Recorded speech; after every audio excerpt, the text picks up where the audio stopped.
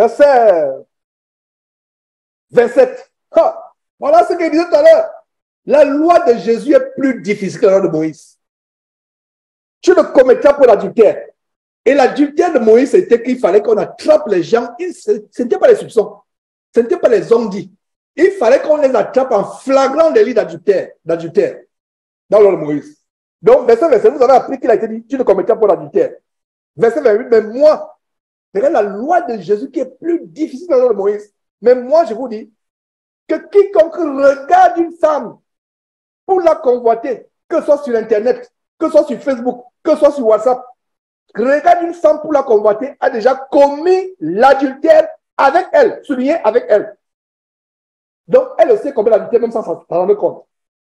Dans son cœur. Ça veut dire quoi? Ma sœur, je ne parle pas aux sœurs qui sont ici, parce que je ne pense pas qu'une sœur parmi nous qui assiste à cette réunion dimanche va encore aller poster ses photos sur Internet avec ventre nu, dos nu.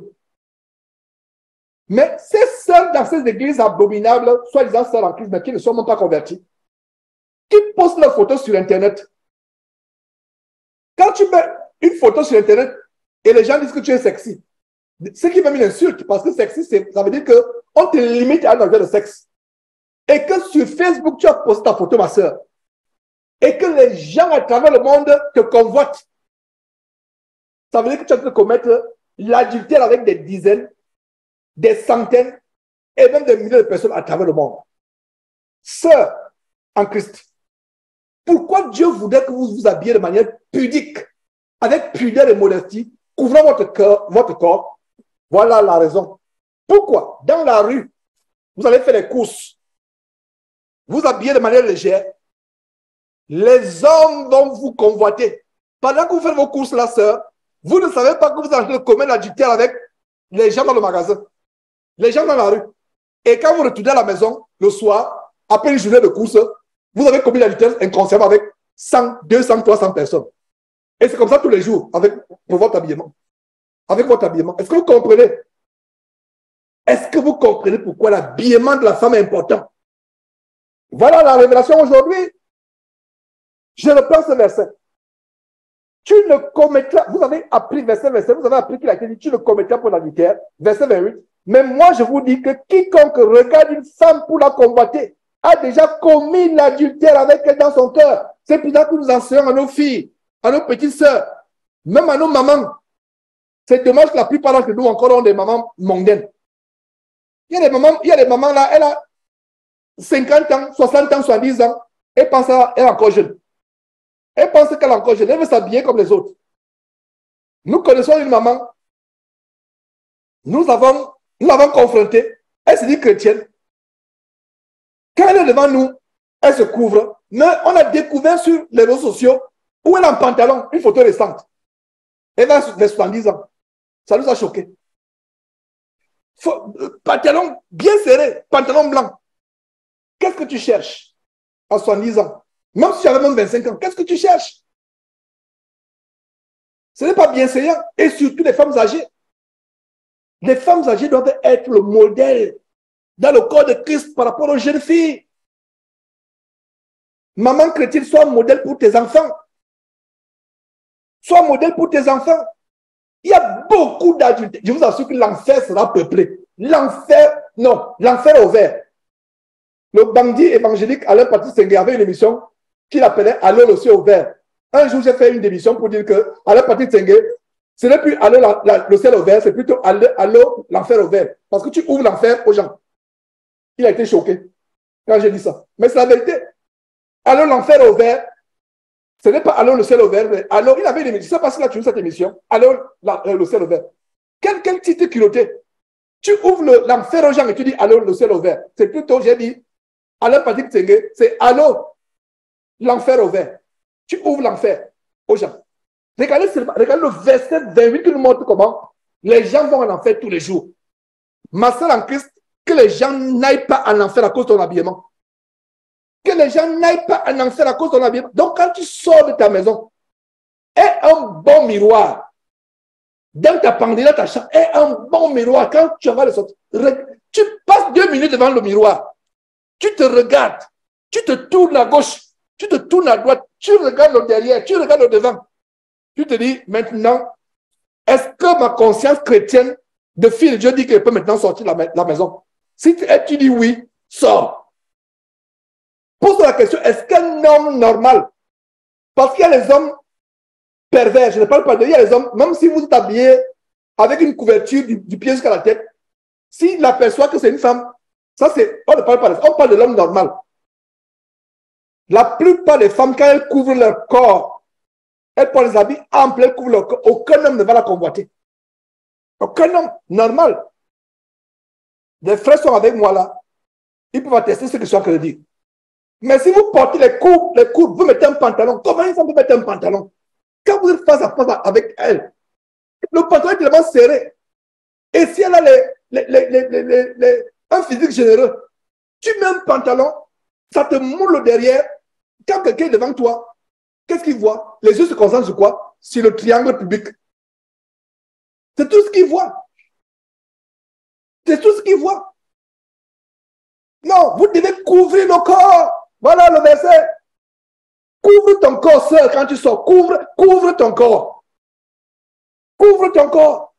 Bien couvert. Couvre ton corps. On t'insulte que tu t'habilles comme une grand-mère, ce n'est pas ton problème. Beaucoup de gens qui s'habillent comme Beyoncé vont se retrouver à l'enfer. Les femmes vêtues à la Rihanna, à la Beyoncé, vont se retrouver à l'enfer. Couvre ton corps et tu seras pur aux yeux de Dieu, même si les hommes te voient autrement.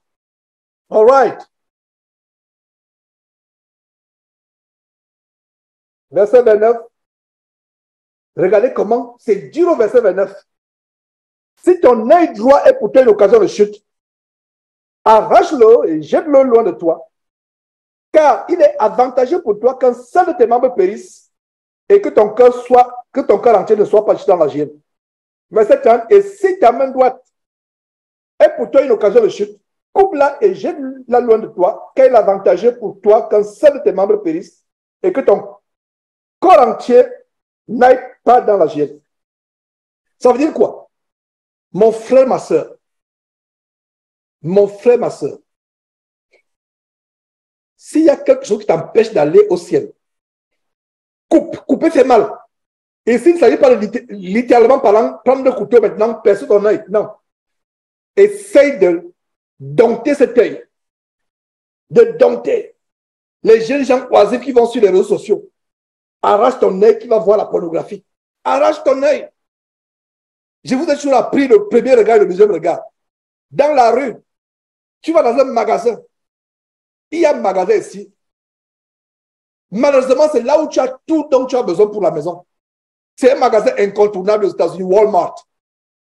Vous voyez toutes sortes de monstruosités vestimentaires à Walmart. Les frères aux États-Unis savent de quoi je parle. Mais c'est incontournable.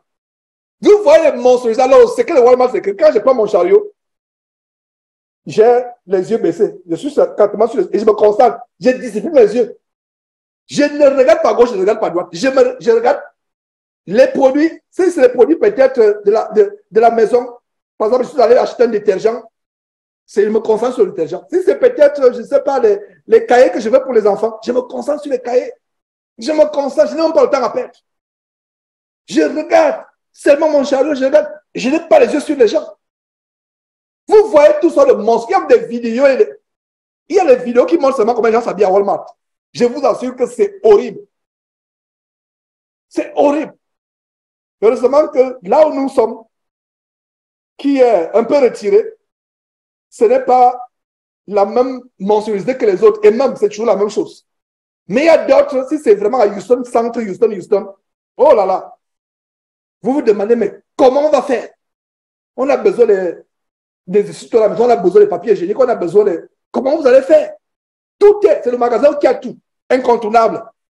Je ne sais pas, Carrefour en France. Mais les gens s'habillent. Enfin, c'est Sodome et Gomorrhe. Et ça n'aime personne. Ça n'aime personne. Donc, arrache, jeune homme. Je te suis enseigné le premier regard, le deuxième regard. Tes yeux peuvent par inadvertance tomber sur une vidéo sur Internet ou dans la rue. Ça, c'est le premier regard. Tu n'as pas péché avec le premier regard. Mais quand tu regardes, détourne les yeux et ne reviens plus. C'est quand tu reviens maintenant que tu as péché. Quand tu as regardé, détourne l'œil, détourne les yeux et ne reviens plus. Détourne les yeux. Si tu parles en langue, commence à parler en langue. Si tu ne parles pas encore en langue, commence à chanter un cantique. Commence à chanter un cantique. C'est comme cela, arrache cet œil. Le verset 31 est le verset que beaucoup n'aiment pas. Les couples mariés, certains couples mariés.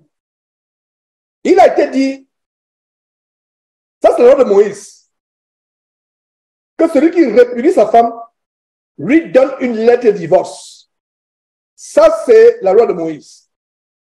Verset 32, mais moi je vous dis que celui qui répudie sa femme, sauf pour cause d'infidélité, l'expose à devenir adultère, et que celui qui épouse une femme répudiée commet l'adultère. Soulignez celui qui épouse une femme répudiée commet l'adultère. Voilà le verset. Donc si, mon frère, tu as épousé une femme qui a été divorcée par son mari, laisse cette femme tranquille. Laisse-la partir. Tu es dans l'adultère avec elle. Même chose pour une femme qui a épousé un homme qui a été marié avant. C'est pour cela que je vous dis, jeune fille, jeune homme, avant de te marier, fais des recherches approfondies sur cette personne que tu appelles fiancée. Il y a les fiancés bandits, même dans le corps de Christ, et pire encore dans le corps de Christ. J'ai vu des sœurs en Christ avoir le cœur brisé par des frères voyous. Il vient pour goûter. Il trouve que le ndolé n'est pas bon. Et tu la mère, il part. Il va goûter à gauche, il part. Il va goûter à gauche, à droite. Comme ce faux pasteur de la Côte d'Ivoire, Gédéon Lachitouva, qui encourage les jeunes gens à goûter à gauche, à droite, à droite. Ça, c'est les agents de Satan. Et je prononce son nom pour que vous connaissiez qu'un tel homme existe et que si cette vidéo tombe dans votre feed sur YouTube, vous zappez, vous fuyez de tels hommes. Il vous enseigne qu'il faut goûter à gauche, à droite. On ne goûte pas. La femme n'est pas une chaussure que tu vas goûter. Et toi, ma soeur, tu te laisses goûter. Tel te goûte, il part. Tel te goûte. Donc, tu deviens un morceau un aliment qu'on goûte à gauche, à droite. Sœur, tu n'es pas un morceau de pain. Tu n'es pas une viande que les gens goûtent à gauche, à droite. Respecte-toi. Tu es digne, tu es une fille de Dieu. Comme j'ai dit aux jeunes filles, le seul qui va décoder le coffre-fort, c'est ton mari. Dans l'histoire que l'homme doit aller goûter, il faut aller essayer. La femme est devenue chaussure. Elle devient un sous-vêtement qu'on essaie. On essaie pour savoir sa taille. La femme que Dieu te donne, frère, sera à ta taille. Le mari que Dieu te donne, sœur, sera à ta taille. Si tu as épousé un homme marié avant, qui est divorcé, ma sœur, tu es dans l'adultère avec cet homme. Mon frère, si tu as épousé une femme qui a été divorcée par son mari, tant que son mari vit, si son mari vit, ce n'est pas ta femme. La femme de quelqu'un, c'est la première femme qu'il a épousée. Le mari de quelqu'un, c'est le premier homme qu'il a épousé. On ne se marie pas deux fois dans la vie. On se marie une fois. Donc faites des recherches. Ne vous mariez pas avec précipitation. Il y a des gens qui sont bandits, ils cachent. Même le monde dans le bon sens. Dans la justice, dans les tribunaux, dans les mairies, qu'est-ce qu'on fait? Quand un couple fiancé va pour vouloir se marier, on fait ce qu'on appelle la publication des bans. Ban, B-A-N, c'est un terme juridique, un terme en droit matrimonial. Donc, on fait la publication des bans, ça veut dire que on affiche, on placarde à la mairie ou au tribunal l'annonce de ce mariage, on met l'inscription sur laquelle tous ceux qui s'opposent à ce mariage, qu'ils viennent se signaler dans un délai de 3 jours ou 4. On donne, ici aux États-Unis, c'est 72 heures. Au Gabon, au Cameroun, je ne sais pas, en France, ça peut être aussi 3 jours ou 4 jours. Si maintenant, après 3 jours, personne ne vient se signaler que non, ça c'est mon épouse, parce que la bigamie est interdite aux États-Unis. La bigamie, c'est le fait d'être marié et le mariage n'est pas dissous et d'aller épouser une autre personne. C'est ça la bigamie. La bigamie est un délit aux États-Unis. La bigamie est un délit même dans d'autres pays comme la France, comme le Cameroun, le Gabon. La bigamie. Et la bigamie aussi aux yeux de Jésus-Christ, c'est que tu épouses quelqu'un qui a été marié, même s'il est divorcé. Pourquoi? Parce qu'aux yeux de Dieu, il n'y a pas de divorce. Est-ce que vous comprenez? Aux yeux de Dieu, il n'y a pas de divorce. La personne est peut-être partie devant le tribunal. Le tribunal, les hommes, a proclamé le divorce. Mais Dieu ne proclame pas le divorce. Dès que vous êtes entré dans l'alliance sacrée du mariage, il n'y a pas de divorce. C'est pour ça qu'il disait à ce couple hier que vous savez que là où vous êtes là, puisque vous voulez détruire votre mariage, à cause du manque de pardon, à cause de votre cœur non repentant, sachez que si vous divorcez, vous ne pouvez plus vous remarier du vivant de l'un ou de l'autre. Est-ce que vous le savez? Ils ont dit, nous sommes conscients de ça. Effectivement, vous ne pouvez pas, et j'étais content qu'ils soient conscients de ça, vous ne pouvez plus. Les églises encouragent les gens mariés à divorcer et se remarier. Ces églises ne seront pas au ciel pour dire que c'est nous. Ils vont fuir. Le jour du jugement, ces pasteurs vont fuir. Vous serez seuls. Alors, la parole de Dieu dit quoi? Verset 31 nouveau. Verset 31. Il a été dit que celui qui répudie sa femme, ça c'est la loi de Moïse, lui donne une divorce. Mais la loi de Jésus dit quoi? Qui est plus drastique, plus coriace, plus radicale. La loi de Jésus, Jésus-Christ dit quoi? Verset 32. Mais moi je vous dis que celui qui répudie sa femme, sauf pour cause d'infidélité, l'expose à devenir adultère, et que celui qui épouse une femme de répudiée commet adultère. Et beaucoup de frères me disent, mes frères, je peux répudier mon épouse parce qu'elle a commis l'adultère. Il dit, ok. Mais sache que si tu l'as répudiée parce qu'elle a commis l'adultère, ne pense pas que tu vas encore te remarier. Ne pense pas que tu vas encore te remarier parce que la Bible ne dit pas que le remariage est excusé à cause de ce que la femme a fait l'adultère. Lisez bien ce verset. Ce verset ne parle pas de remariage. Ce verset parle de quoi? De la répudiation. Est-ce que vous comprenez très bien? Parce qu'il y a confusion. Il y a des gens qui disent que mais Jésus a dit qu'on doit répudier cela comme adultère. Oui. Parce que vous avez un cœur qui manque de pardon. Parce que frère, sœur, pardonnons comme Dieu nous a pardonné. N'oubliez pas ce qu'on a vu au verset 7 plus haut. Heureux les miséricordieux car ils auront miséricorde. Ta femme dans un aspect de faiblesse, qui n'est pas convertie, a commis l'adultère, tu as un choix. Si tu la mets à la porte parce qu'elle a commis l'adultère, tu ne mérites plus être avec une femme qui a ouvert le coffre fort à quelqu'un d'autre.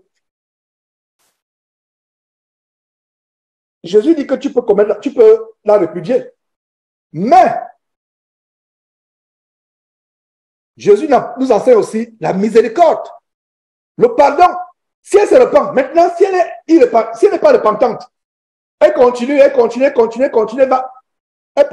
t'apporter les maladies. C'est normal, elle peut t'apporter les maladies, elle peut détruire ta vie. Fais seulement un peu de chasteté. Fais un peu de chasteté. Donc le pardon est disponible.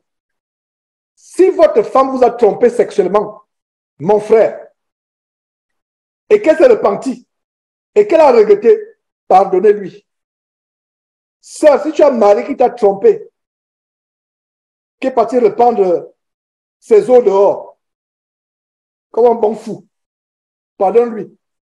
S'il se repent. Maintenant, s'il s'inquiète, là c'est autre chose. Alors, l'adultère est parce que ici, le commandement de Jésus en Matthieu chapitre 5 ne parle pas de remariage. Il y a une confusion. Les gens me disent, mais Georges, regarde, Jésus a dit qu'on peut divorcer ta femme en cas d'infidélité. Mais il ne parle pas de remariage. Il ne parle pas de remariage. Il parle de quoi? De répudier. Et une fois que tu as répudié, ne dis pas qu'elle est partie parce qu'elle a commis l'adultère. Alors je pourrais me marier. Tu n'es pas libre de te remarier. Le commandement de Jésus au verset 32 ne parle pas de remariage. Le commandement parle de l'interdiction de divorce. Ça veut dire que le divorcer, c'est interdit pour Jésus. La seule exception, c'est quoi? La femme a commis l'adultère. La femme t'insulte tous les jours. Tu supportes. La femme fait n'importe quoi. Tu supportes. Elle veut même te tuer. Tu supportes. Mais le seul endroit où tu peux divorcer ta femme, c'est quand elle a commis l'infidélité. Mais si elle se repent, pardonne-lui. Maintenant, quand tu la divorces parce qu'elle a commis l'infidélité, ne pense pas que tu peux te remarier. Il n'y a aucun verset biblique qui dit qu'on peut se remarier.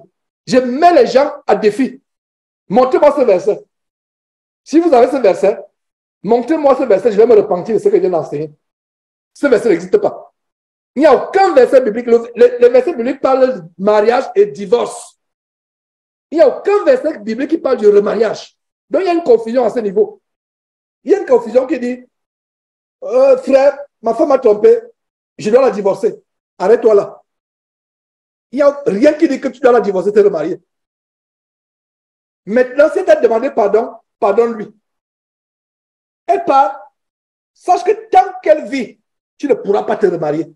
J'espère que c'est clair pour tout le monde. J'espère que c'est clair. Si ce n'est pas pour clair que quelqu'un lève la main. C'est un sujet tellement important. Si ce n'est pas clair, levez la main. Je ne vois pas de main levée. Ça, c'est incroyable qu'il n'y ait pas de main levée. Ok, c'est clair. Vous voyez, c'est clair. Dieu soit loué, c'est clair. C'est clair, c'est clair. Dieu soit loué. C'est-à-dire que le mariage ne peut pas être annulé. Il n'y a pas de divorce. Il n'y a pas de répudiation. La seule exception, c'est quand il y a infidélité. Mais quand il y a infidélité, ça ne veut dire pas que celui qui a mis son conjoint à la porte pour infidélité, ça ne veut dire pas que tu es libre de te remarier. Ce verset parle de l'interdiction de mettre fin à un mariage. Ce verset ne parle pas de remariage. Le remariage n'est même pas dans le dictionnaire de Dieu. Le remariage n'est pas dans le vocabulaire de Dieu. Dans la Bible, il n'y a pas de remariage. Bertrand, si tu peux couper cette partie sur cet enseignement et publier ça plus tard, ce serait merveilleux. Parce qu'il y a beaucoup de confusion. Les gens ne sont pas enseignés suffisamment dans la parole. Ils disent non, Dieu a dit qu'on peut, le fils de Dieu a dit qu'on peut divorcer quand il y a adultère. Quand il y a infidélité, c'est vrai. Quand il y a infidélité, c'est vrai. Mais si la femme te demande pardon et qu'elle se repent, pardonne-lui. Ça peut être difficile par rapport à l'orgueil d'un homme. Ça peut être difficile. Mais en tant que chrétien, pensons à ce que Jésus a fait pour nous sur la croix. Et dis-toi que tu es comme Jésus pour ta femme. Si elle t'a demandé pardon, pardonne-lui, mon frère. Pardonne-lui, elle t'a trompé. Elle est venue maintenant. Si elle te trompe, elle te dit, je vais continuer à te tromper. Tu vas me faire quoi? Tu dis seulement, Seigneur, voilà, je suis devant une situation. Ma femme me dit qu'elle a continué à me tromper, je ne peux rien lui faire. Mais je n'ai pas envie de m'associer à d'autres hommes. Je vous ai montré un mystère. Que chaque rapport qu'un homme et une femme a avec quelqu'un, cette personne se met en contact avec d'autres personnes qui ont eu à d'autres personnes. Ça veut dire qu'un seul rapport, spirituellement, vous mettez en contact avec des millions de personnes. C'est comme les contacts sur les réseaux sociaux. Tu peux être ami avec une seule personne sur Facebook, mais au final, tu te retrouves à ce que tu as posté est vu par cette personne, est vu par la personne qui a mis à cette personne, est vu par la personne qui a mis à la, et tu te retrouves en train de te connecter à 1 million de personnes. C'est la même chose pour les rapports sexuels. Et j'ai été surpris que des chercheurs d'une célèbre université américaine ont démontré la même chose. Que l'ADN de la personne avec qui vous avez des rapports sexuels, vos ADN sont mélangés, ainsi que les ADN. Et tu peux te retrouver en train de te mélanger avec l'ADN d'1 million de personnes alors que tu as eu des rapports sexuels avec une seule personne. C'est dangereux les rapports sexuels. Donc c'est normal pour un frère qui a une épouse adultère, une épouse qui a une infidélité chronique. Si elle veut se séparer, Et ce serait même mieux de couper les rapports sexuels, ce serait mieux. Parce que vous exportez les maladies. Si tu veux divorcer, Dieu dit que tu peux te divorcer. Le Fils de Dieu dit que tu peux divorcer. Maintenant, ça veut dire que tu peux te remarier. Non. Il n'y a rien dans la Bible, il n'y a aucun verset dans la Bible qui dit qu'on peut se remarier. Le remariage n'est même pas dans le vocabulaire de Dieu. J'espère que vous avez compris. Je suis vraiment grandement béni de ce que personne n'a levé la main. Parce que c'est tellement confus cette histoire de mariage et de remariage. On mélange les pédales. On dit non. Ici, on parle de possibilité de divorce pour infidélité. C'est vrai. Mais on ne parle pas de remariage. Verset 33.